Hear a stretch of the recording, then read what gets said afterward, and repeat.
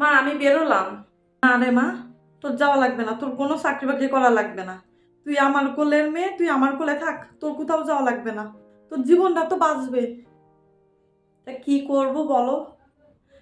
তুমি আর বাবা এত টাকা পয়সা খরচ করে এত কষ্ট করে আমাকে বড় করেছো বাড়ি বসায় রাখার জন্য। তাহলে কেন পড়াশোনা করালে? আর আমি আমি আজ বাড়ি বসে থাকলাম, দেশে সব সব কয়টা মেয়েকে বাড়ি বসে থাকবে?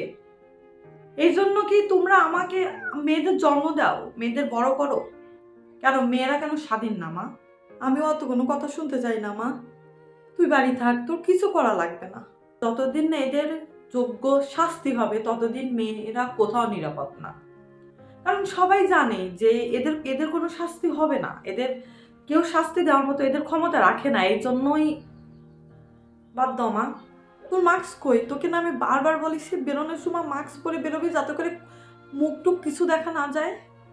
আচ্ছা ঠিক আছে, আমি আমি আজ মাস্ক পরে বেরোলাম, সব কিছু পরে বেরোলাম, কিন্তু এই যে 5-6 বছর যে বাচ্চা, 10-12 বছরের যে বাচ্চা, এদের এদের এদের এদের কি দেখে এদের? বাদ দাও মা, এসব বাদ দাও। অলরেডি 7:30 বেজে গেছে, আমার অলরেডি অনেক লেট হয়ে গেছে, বেরোই। তুই তোরে কষ্ট করে পড়াশুনো শেখাইছি, থাক মা। তুই বাঁচি তো থাকবি, তুই আমার বুকে থাকবি তো, এতেই আমি খুশি। তোর কোথাও যাওয়া লাগবে না রে মা। তুই তুই বাড়ি থাক, তুই আমার কাছে থাক। শুধু শুধু টেনশন করে নিজের শরীর খারাপ করো না, আমি বারবার বলতেছি।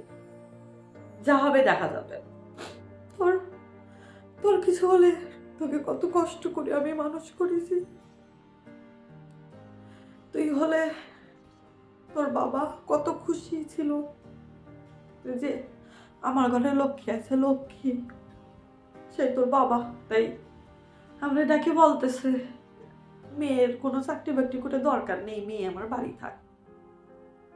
মা এরকম চলতে থাকলে তো এরপরে মেয়েদের কেউ আর পড়াশোনা শেখাবে না। পড়াশোনা শেখায় ঘরে বসে থাকার জন্য। তুই নাইট ডিউটি গেলে আমার ঘুম আসে, আমার ঘুম হয় না রে মা, আমার ঘুম হয় না। এরা মেয়েদের স্বাধীনতা কই? মেয়েদের স্বাধীনতা কই?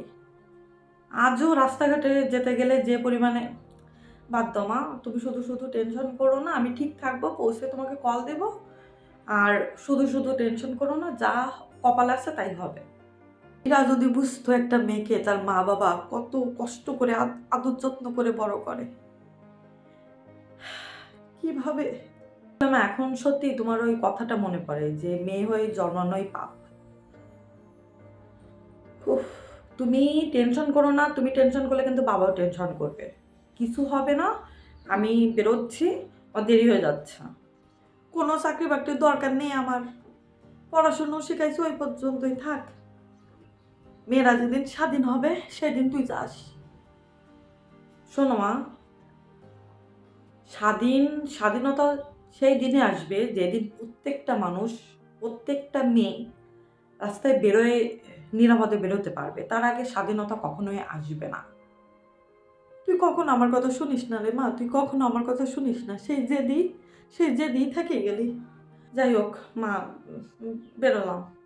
মারে সাবধানে যাস, যে আমাকে ফোন দিস, আমি কিন্তু টেনশনে থাকবো।